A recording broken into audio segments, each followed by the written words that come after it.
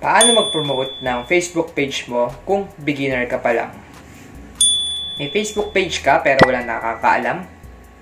Gusto mo bang dumami ang likes, followers, at views ng Facebook page mo? Tara, at tuturuan kita kung paano nga ba mag-promote ng Facebook page mo sa pinakamadaling paraan.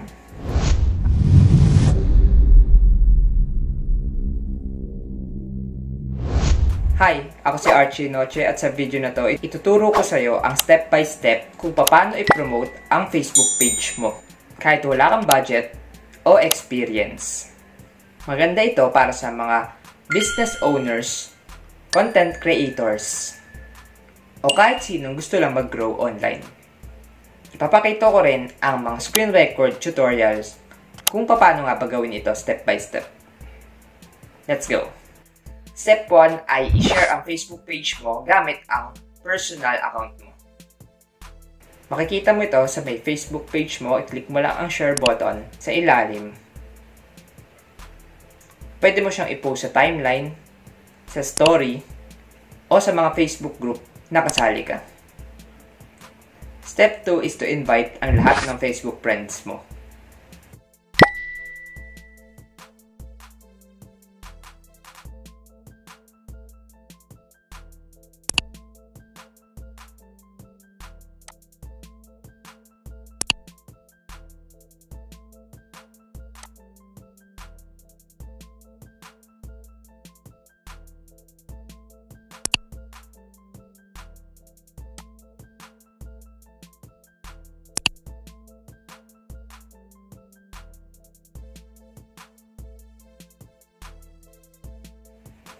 Step 3 ay mag-post ng mga mahalagang content para sa audience mo.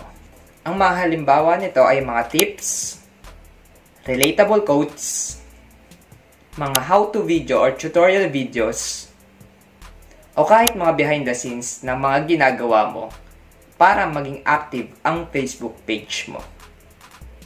Step 4 ay gumamit ng hashtags at location. Sa bawat post mo, gumamit ka ng mga 3 hashtags para ma-promote ang Facebook page mo. Pwede mo ring itag ang location mo, lalo na kung local business ka. Step 5 ay mag-join sa mga Facebook groups na kaparehas ng goal mo. Halimbawa, kung nagbebenta ka ng mga halaman, pwede kang sumali sa mga plantito groups or plantita groups para i-share ang kaparehas na mga gusto nyong ginagawa sa pang-araw-araw. Pwede ka mag-comment sa mga post nila at i-share ang Facebook page mo para ma-promote ito. Siguraduhin mo lang na pumapayag ang mga group admins na mag-post ka dito sa group na ito para hindi ka ma-click or ma-block sa kanilang Facebook group. Ngayon, ang step 6, ito ay optional lang kung meron kang extra budget para ma-boost ang business mo.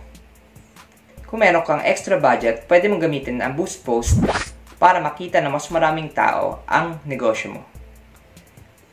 Pumili ka lang ng pinaka-engaging na post mo or ng video mo at yun ang gamitin mo para sa boost post.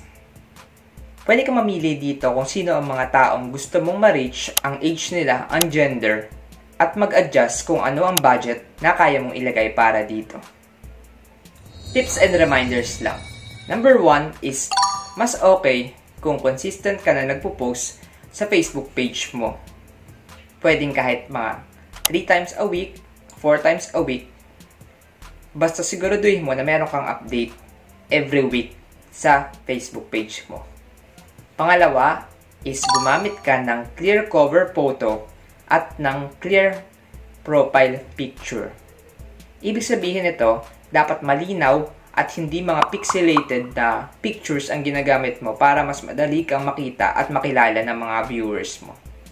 Pangatlo, kung merong mga magko-comment o kahit mag-share ng post mo, siguraduhin mo na magre-react ka dito at magre-reply ka para magkaroon ng engagement ang page mo. Pang-apat, kung ikaw ay online seller or business owner, wag lang puro benta ang ilagay mo sa Facebook page mo. Maglagay ka rin ng onting entertainment o kahit mga educational content para sa viewers mo. Ganyan lang kadali kung paano mag-promote ng Facebook page. Simulan mo na ngayon at baka bukas or mamaya meron na mag-message sa Facebook page mo. Ngayon, gumawa ako ng playlist ng mga tutorial video para sa mga online sellers, business owners, o kahit sinong gustong matutong mag-promote ng mga videos or content nila sa Facebook page nila. I-check mo na at baka ito na ang tulong na kailangan mo. Nasa description box sa baba ang link. I-click mo na lang para mapanood mo ang lahat. Libre lang ito sa mga subscribers ng channel ko. Kung sa tingin mo nakatulong itong video na to para makapag-promote ka ng Facebook page mo, make sure to like, subscribe, at i-comment sa baba ang mga tanong or susunod na tutorial video na gusto mo na gawin ko. Thank you for watching and I see you on the next video.